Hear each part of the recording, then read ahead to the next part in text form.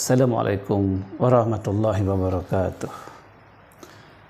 Alhamdulillahirabbil alamin. Asyhadu an la ilaha illallah wa asyhadu anna Muhammadan abduhu rasuluh la nabiyya ba'da. Allahumma shalli ala Muhammad wa ala alihi wa ashabihi ajma'in. Saudara pemirsa di mana saja Anda berada, bersama saya Mukhlis dan Dros pada acara Kultum Ramadan 1442 Hijriah. Bagaimana kabar Anda? Mudah-mudahan kesempatan ini Anda sedang menunggu detik-detik berbuka puasa, atau Anda sedang berada dalam perjalanan, atau bersama keluarga berkumpul mendengarkan ceramah Ramadan, kultum Ramadan, ataupun juga sedang menikmati istirahat dan kesibukan lainnya. Tapi yang jelas sebentar lagi kita akan berbuka puasa, karena sebentar lagi azan maghrib akan berkumandang.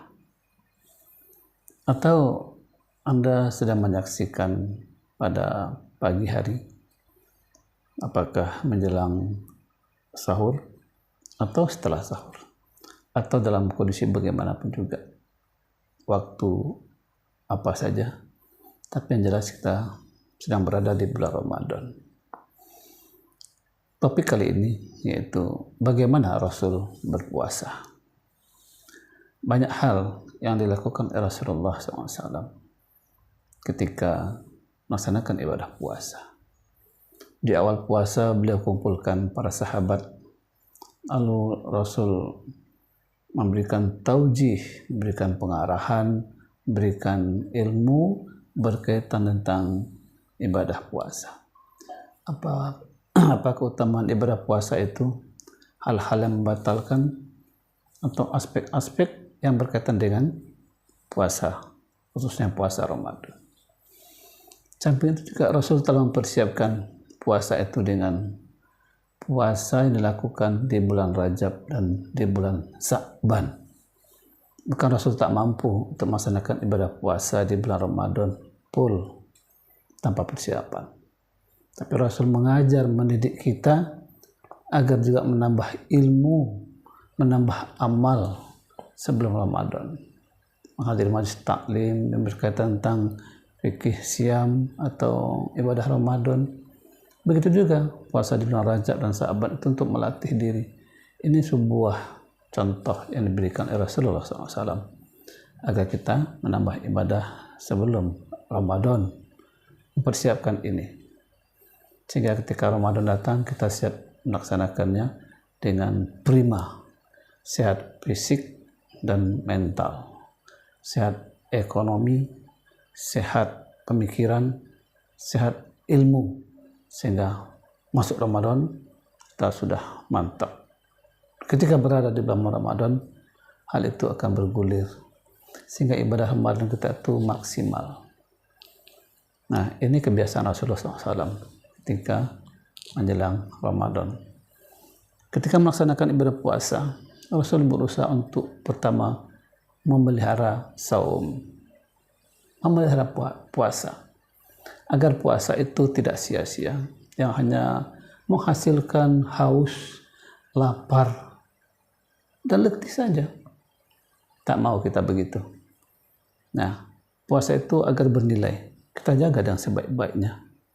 Di antaranya membuka di awal waktu, ini sunnah Rasul. Kemudian sahur di akhir waktu. Nah, bukan persoalan kita mampu atau tidak menahan, tapi ini sunnah Rasul. Kita mencari berkah dari sunnah itu. Kemudian juga menahan hal-hal yang bisa merusak ibadah puasa, agar sampai ibadah kita itu sia-sia, agar berkualitas. Jaga indera kita, mata, tangan, dan seluruh indera kita jangan sampai melakukan hal-hal yang bisa mengurangi, bahkan mungkin menghapuskan ibadah puasa. Rasulullah menyatakan dalam sabdanya yang diriwayatkan oleh Bukhari, man shoma ramadana imanan wa ihtisaban ufiro lahu ma taqaddama min zambi. Barang siapa yang berpuasa pada bulan Ramadan dengan keimanan dan niat yang baik, perhitungan yang matang, niscaya akan diampuni dosa-dosanya yang telah lalu. Yang berpuasa dengan iman dan ihtisab, perhitungan. Jangan sampai ibadah puasa itu sia-sia. Dia jaga dengan sebaik-baiknya. Nah, ini cara memelihara puasa. Ditambah dengan amal-amal sunnah di dalam bulan Ramadan. Kita pelihara puasa kita, jangan sampai sia-sia. Sebagaimana yang dilakukan oleh Rasul dan para sahabat. Yang kedua, kebiasaan Rasulullah adalah mesra dengan Al-Quran. Bahkan di bulan Ramadan ini sering sekali ketika itu Jibril datang kepada Rasulullah untuk di samping membacakan Al-Quran dan juga menyimak bacaan Al-Quran Rasulullah SAW. Sebagai mukmin, sebagai orang beriman, kita juga dituntut agar membaca Al-Quran. Apalagi di bulan Ramadan, sehingga mesra dengan Al-Quran. Al-Quran mungkin tadi berada di atas lemari yang sudah berjamur, yang sudah banyak debu. Kita turunkan kembali, kita bersihkan. Mungkin selama ini kita tidak pernah baca Al-Quran. Kita buka kembali dengan penuh penyesalan, dengan penuh kehati-hatian, kita isi waktu kita dengan baca Al-Quran. Rasulullah, mukmin yang membaca Al-Quran seperti buah limau, buah turjah, yang aromanya nikmat, rasanya juga manis, buah turjah.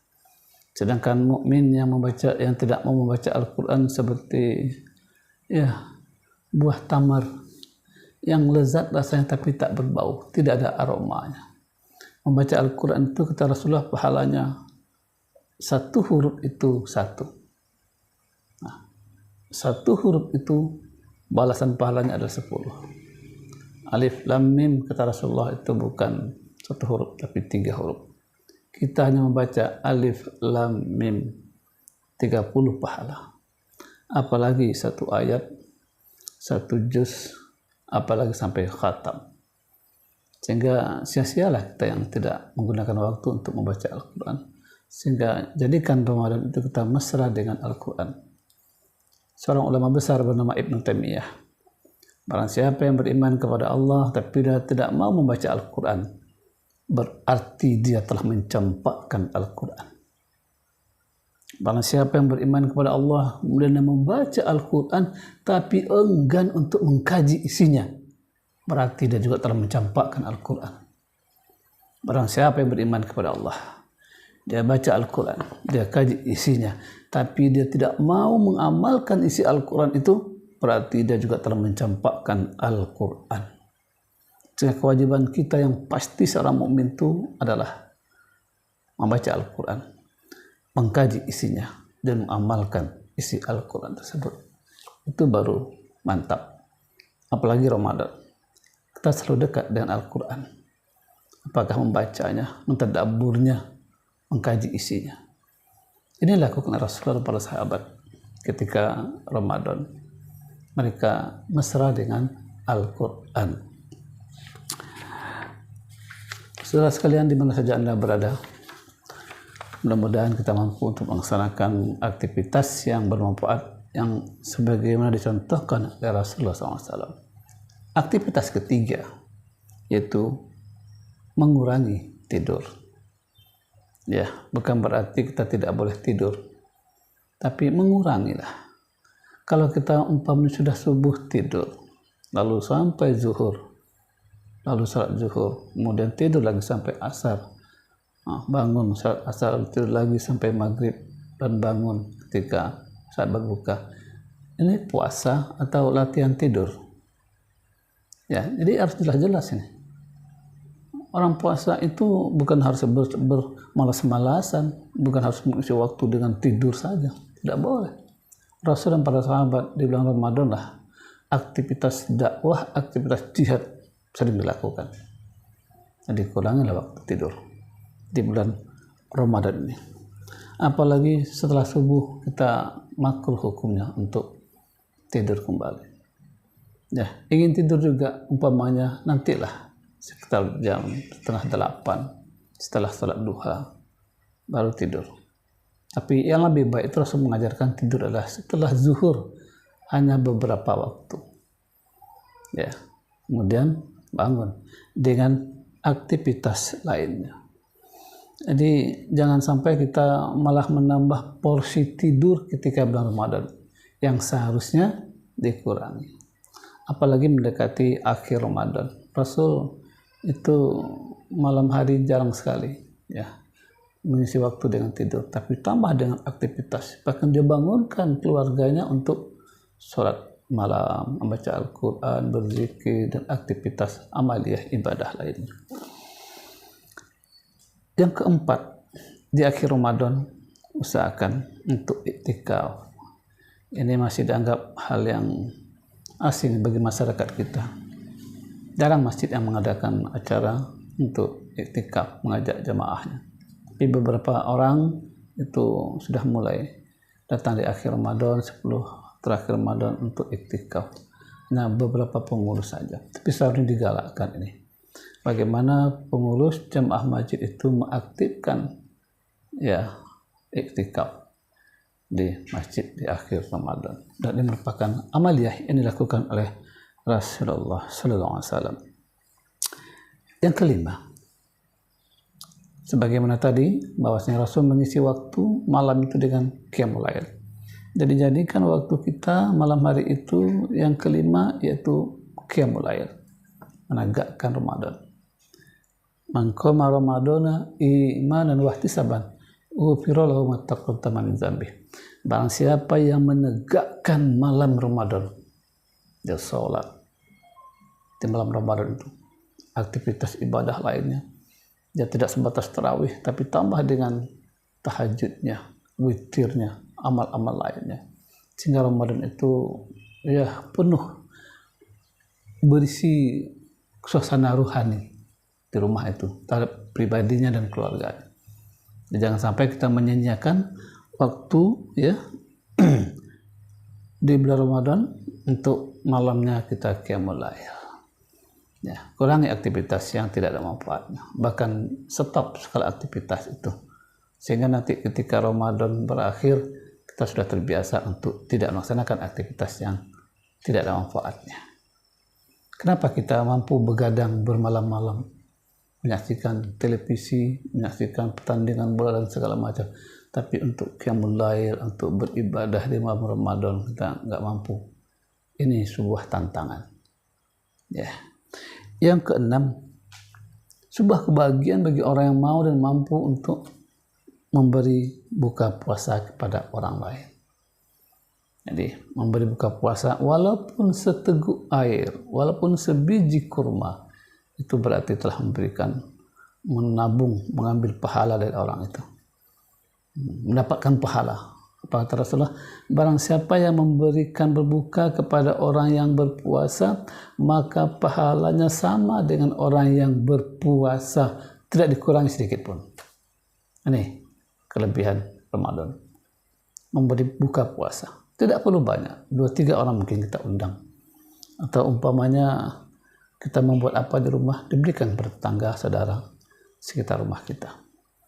Nah, ini aktivitas yang perlu dilakukan. Bagaimana Rasul itu mengisi Ramadannya. Demikian pula para sahabat. Ini juga seharusnya sebagai mukmin kita lakukan. Mudah-mudahan cara masikat ini ada manfaatnya.